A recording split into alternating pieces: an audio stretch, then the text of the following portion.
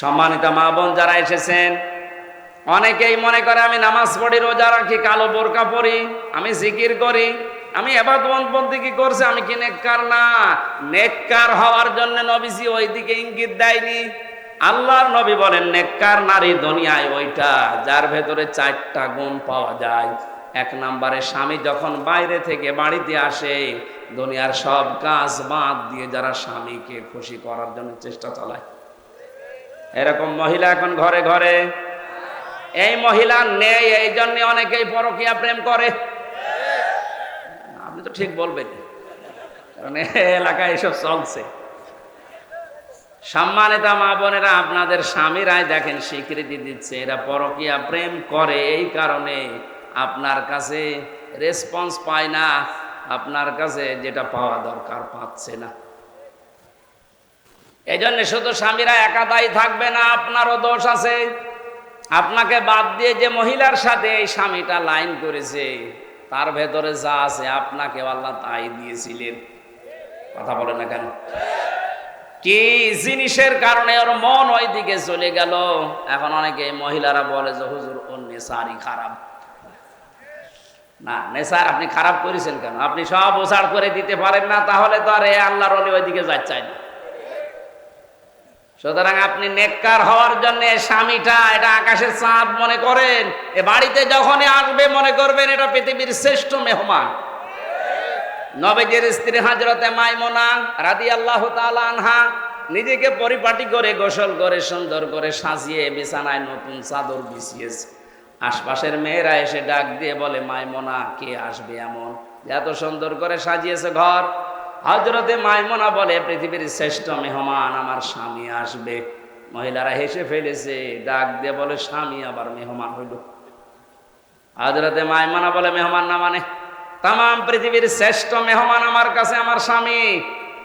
আর আপনার বউ যদি সাজগোজ করে বিছানায় নতুন চাদর বিছায়, যদি আপনি বলেন কি গো আজকে এত আনন্দ, জানো না লোক আসবে, তার মানে আপনি ওর কাছে লোকই না। আপনি কি? আপনি শুধু ওই খোকার বাপ, তাছাড়া আপনি লোক না। ওর কাছে লোক হচ্ছে ওর বিয়াই। না, মেয়েরা যদি নেককার হতে চায়, প্রথম নম্বরে স্বামী আসলেই সব কাজ ওর বাদ। নবীজি এমনও জানিয়েছে, যদি চুলার উপরে দুধ গরম হয়ে উতলিয়ে পড়ে যায়, যায় যাক, ও দরকার হয় 500 টাকার দুধ মাটিতে পড়ে যাও, তাও স্বামীর ডাকে সাড়া দাও। আজ মেয়েরা যদি একটু সাড় দিত, এই রেসপন্সটা আমাদের দিকে এগিয়ে যেত, আজ হাজারো পরিবারে পরকীয়া প্রেম মুক্ত হয়ে যেত।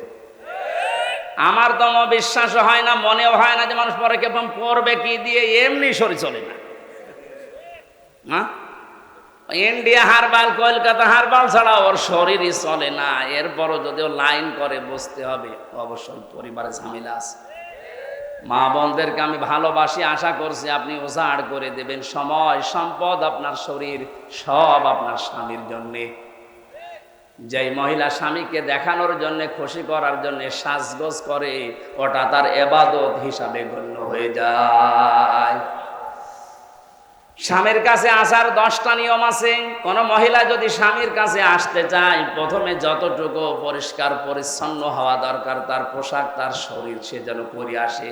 2 নম্বরে যদি সমর্থ থাক, সে যেন পারফিউম ব্যবহার করে, আতর, সেন্ট। ওরা এগুলো ব্যবহারও করে বাজারে যাওয়ার সময়। যদি মার্কেটে নিয়ে যান, তখন দেখবেন সাজের বাহার কি।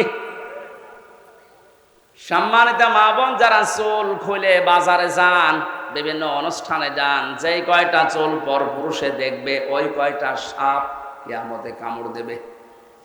আর বাড়িতে থাকাকালীন যেই কয়টা চুল আপনার স্বামীর সামনে বের হয়ে থাকবে, অতগুলো সওয়াব আল্লাহ লিখে দেবে।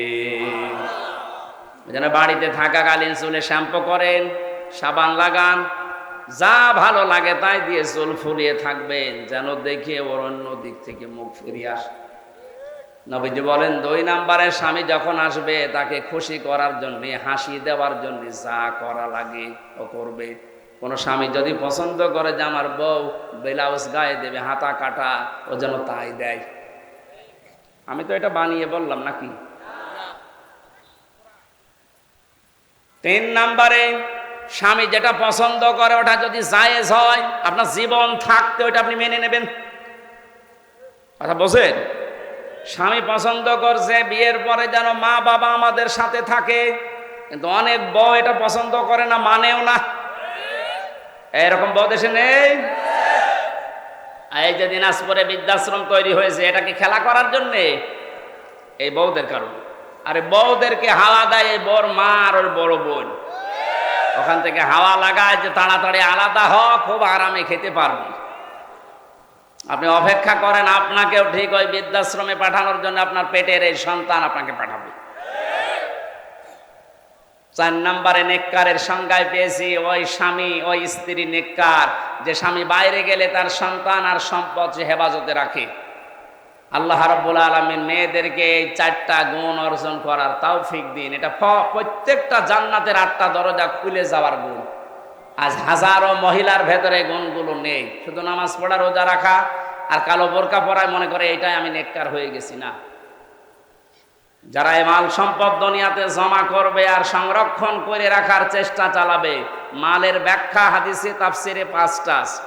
1 নম্বর তো নেককার নারী, 2 নম্বরে অস্ত্র শস্ত্র, 3 নম্বরে প্রভাব প্রতিপত্তি, 4 নম্বরে ক্ষমতার চেয়ার, 5 নম্বরে টাকা পয়সা। এগুলো যারা বারবার জমা করে আর মনে করে এগুলো আমার কাছে স্থায়ীভাবে থাকবে, এগুলো সংরক্ষণ করার জন্য চেষ্টা চালায়, আখেরাতের যে বিশাল জীবন ভুলে যায়, এদেরকে লাজায় আল্লাহ প্রবেশ করাবে। বলেন নাউজুবিল্লাহ।